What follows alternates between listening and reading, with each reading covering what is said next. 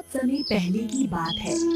एक बार एक इच्छाधारी नागिन जिसका नाम था सुकन्या, वो अपनी बच्ची को जन्म देने के लिए धरती लोक पर पहुंच जाती है। माँ, हम नाग लोक छोड़कर कहाँ जा रहे हैं माँ? मेरी बेटी, हम इंसानों की दुनिया धरती लोक पर जा रहे हैं। सुना है वहाँ पर बहुत खुशहाली है। मैं वहीं पर अपनी बच्ची को जन्म दूंगी।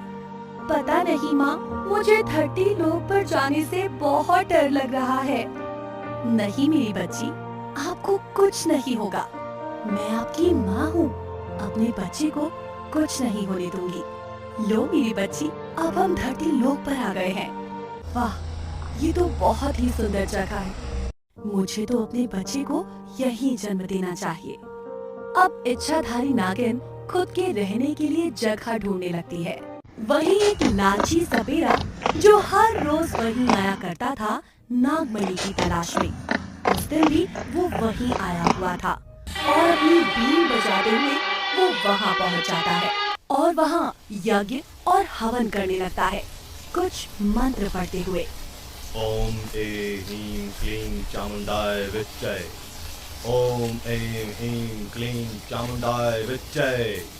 एक बार अगर मुझे नागमणि मिल गई तो मैं सभी नाग नागिन को हमेशा हमेशा के लिए अपने कब्जे में ले लूंगा और सभी से एक एक करके नागमणि छीन कर बहुत अमीर हो जाऊंगा।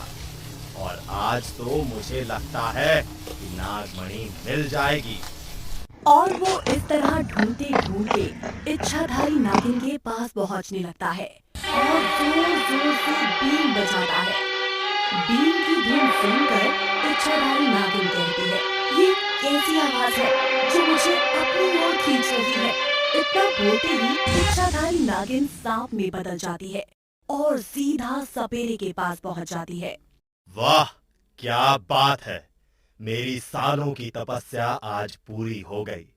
आखिरकार मुझे इच्छाधारी नागिन मिल ही गई।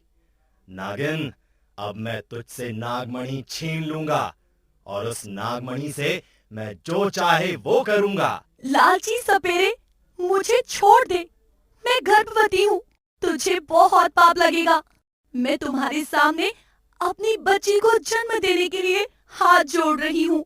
मेरा बच्ची को जन्म देने का समय निकला जा रहा है। माँ, लग रहा है आप बहुत परेशान हो। मुझे बहुत घुटन हो रही है माँ। नहीं मेरी बच्ची, मैं ठीक हूँ। अपने जीते जी आपको कुछ नहीं होने दूंगी। तभी सपेरा नागिन की एक नहीं सुनता और उस इच्छाधारी गर्भवती नागिन को कैद कर लेता है और उसे अपने घर ले जाता है। वो नागिन को घर ले जाकर अपनी बीवी को सारी बात बताता है। बहुत बड़ा पाप हो गया है। आप एक इच्छाधारी गर्भवती नागिन को पकड़ लाए हैं। अब तो हमारा विनाश निश्चित है। इसे जल्द से जल्द आप वहीं छोड़ाओ। मेरी बात मान लो। इतना सुनहरा मौका मैं हाथ से नहीं जाने देना चाहता। तुम जाओ और अपना काम करो। मैं जो कर रहा हूँ उसमें सभी की भलाई है। इतना कहते ही तभी वहाँ चुड़ैल और जंगली राक्षस आ जाते हैं। ए सपेरे, हमें पता चला है कि तू एक इच्छाधारी गर्भवती नागिन को पकड़ लाया है। हम उसी का पीछा करते करते यहाँ तक आए हैं। सीधे सीधे तुम उस इच्छाधारी गर्भवती नागिन को हमारे हवाले कर दो, नहीं तो हम दोनों तुम्हारी मुंडी काट कर खा जाएंगे। वहीं सपेरे की बीवी ये सब देख लेती है और कहती है, हे भगवान, हमें माफ करना। मेरे पति से गलती हो गई है।